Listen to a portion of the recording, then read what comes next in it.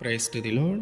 ఈరోజు దేవుడు మనకి ఇచ్చినటువంటి వాగ్దానం ఏంటంటే లేవీకాండము 19వ అధ్యాయము 11వ వచనం. మీరు దొంగిలింపకూడదు, బొంకకూడదు, ఒకనితో ఒకడు అబద్ధమాడకూడదు. ఆమేన్.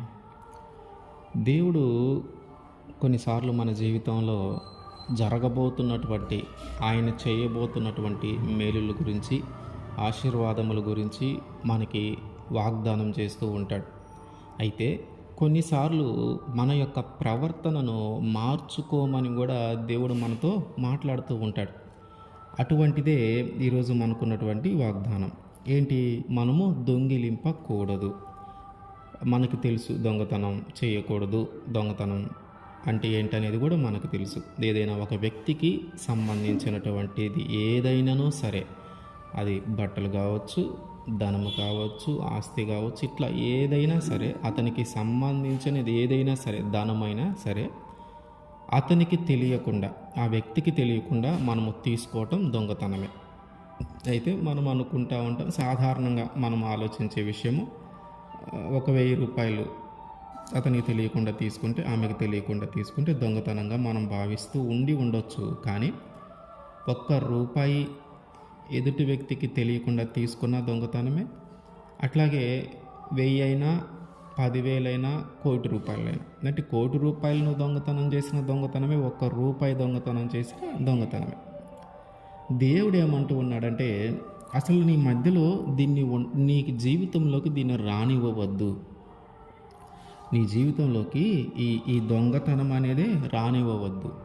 అంటే ఏంటంటే, మన ప్రవర్తనని మనల్ని మార్చుకోమని దేవుడు మనతో మాట్లాడుతూ ఉన్నప్పుడు, వీటిని బట్టి మనం అనుసరిస్తే, అంటే ఆ పాపాన్ని మనము వదిలిపెట్టి మనం మంచి ప్రవర్తన కానీ కలిగి ఉంటే, ఆ తరువాత మేలులు, ఆశీర్వాదాలు దేవుడు మనకి ఇవ్వటానికి అవకాశం ఉంది. ఆయన ఇచ్చే మేలులు, ఆయన ఇచ్చే ఆశీర్వాదాలు మనం పొందుకోవాలంటే మనము కూడా ఆయన చెప్పిన రీతిగా మన ప్రవర్తనను మార్చుకుంటూ, మన జీవితాన్ని మార్చుకుంటూ మనము ముందుకు వెళ్ళాలి. ఆయన ఇచ్చే ఆశీర్వాదము, ఆయన ఇచ్చే మేలులు మన దాకా రావటానికి మనకి ఆయనకి మధ్యలో పాపము ఒక అడ్డుగోడగా ఉంటుంది.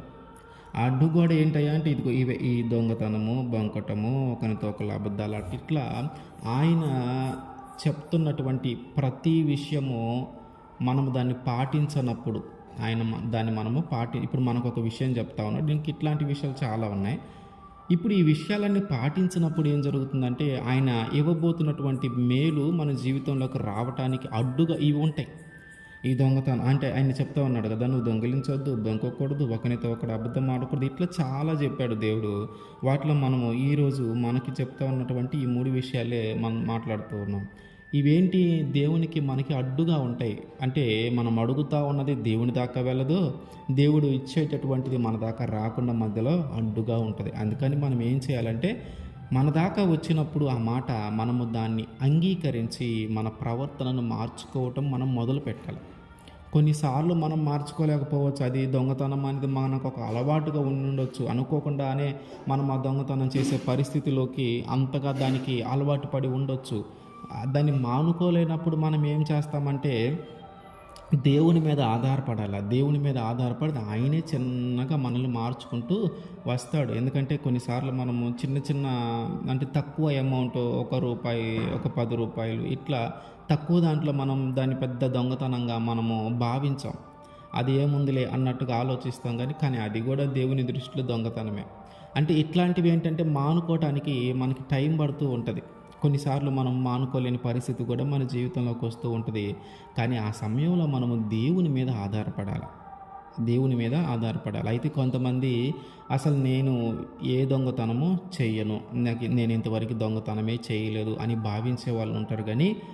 కానీ దేవుడు ఏం చెప్తూ ఉన్నాడంటే, మలాకీ గ్రంథము 3వ అధ్యాయము 8వ వచనం, మానవుడు దేవుని యొద్ద దొంగిలినా అయితే మీరు నా యొద్ద దొంగిలితిరి, దేని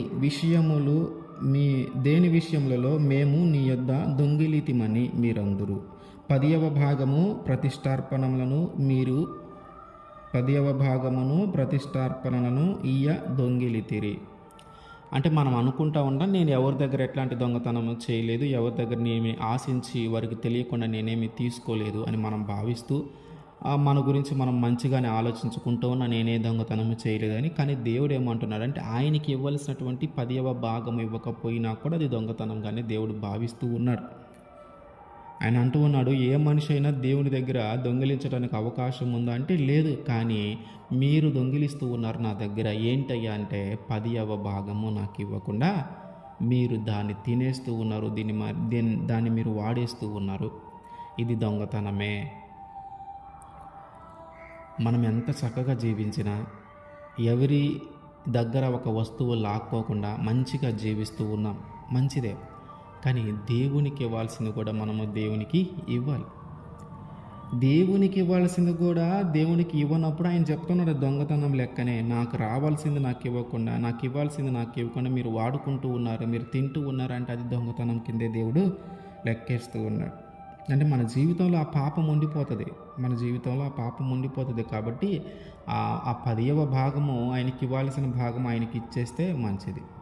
అట్లాగే బొంకటము అంటే సాధారణంగా ఏంటంటే ఎవరి మీదైనా చాడీలు చెప్పి లేదా ఒక కోత లాంటి మాటలు, అంటే ఉన్నది లేనట్టుగా కొంచెం బడాయిగా మాట్లాడుతూ ఉన్నప్పుడు ఆ చాడీలు చెప్పినటువంటి ఎవరి మీద అయితే చాడీలు చెప్తా ఉన్నారో ఎవరైనా అడిగితే నేను అట్లాంటి మాటలు మాట్లాడలేదు, నేనేం చాడీలు చెప్పలేదని వారికి ఎదురు సమాధానము చెప్తూ, అంటే మనం అన్నాము కానీ ఆ ఎదుటి వ్యక్తి వచ్చి అడిగినప్పుడు నేను అనలేదు అని చెప్తా ఉంటాను. దాన్ని బొంకటం అంట.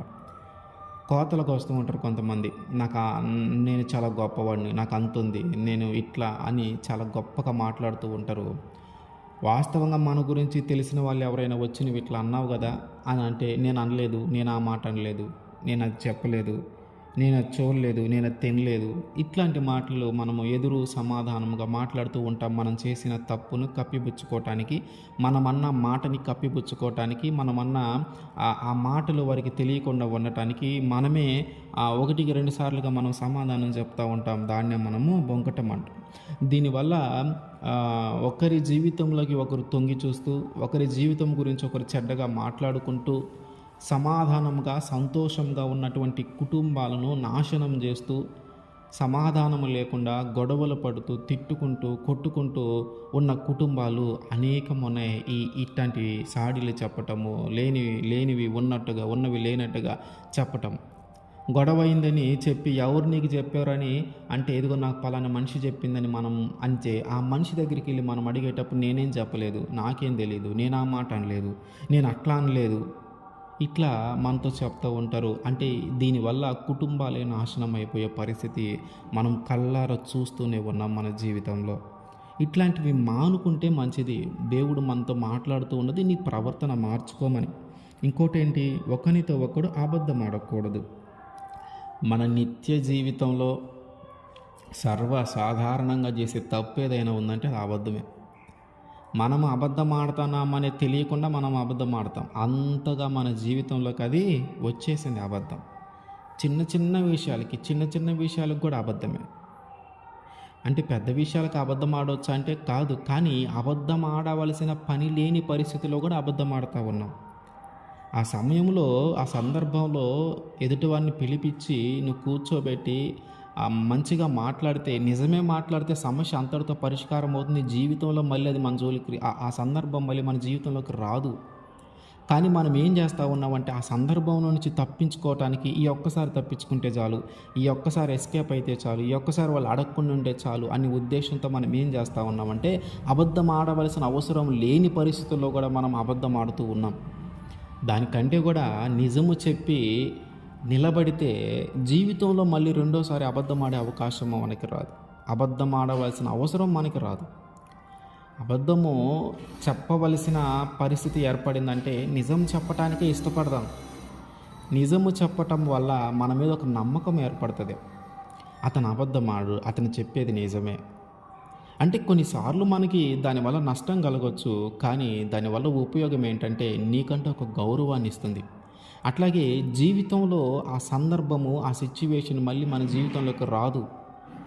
అట్లా తప్పించుకొని ఆ సందర్భంలో అక్కడి నుంచి వెళ్ళిపోవాలా, ఆ సందర్భంలో ఎట్టొకటి ఈ సందర్భాన్ని దాటివేయాలా, ఈ ఈ ఈ ఈ మాటలు రాకుండా చేయాలా, ఈ సిచ్యువేషన్ రాకుండా చేయాలా, ఈ ఒక్కసారికని మనము అబద్ధం ఆడుతూ వెళ్ళిపోతూ ఉన్నాం.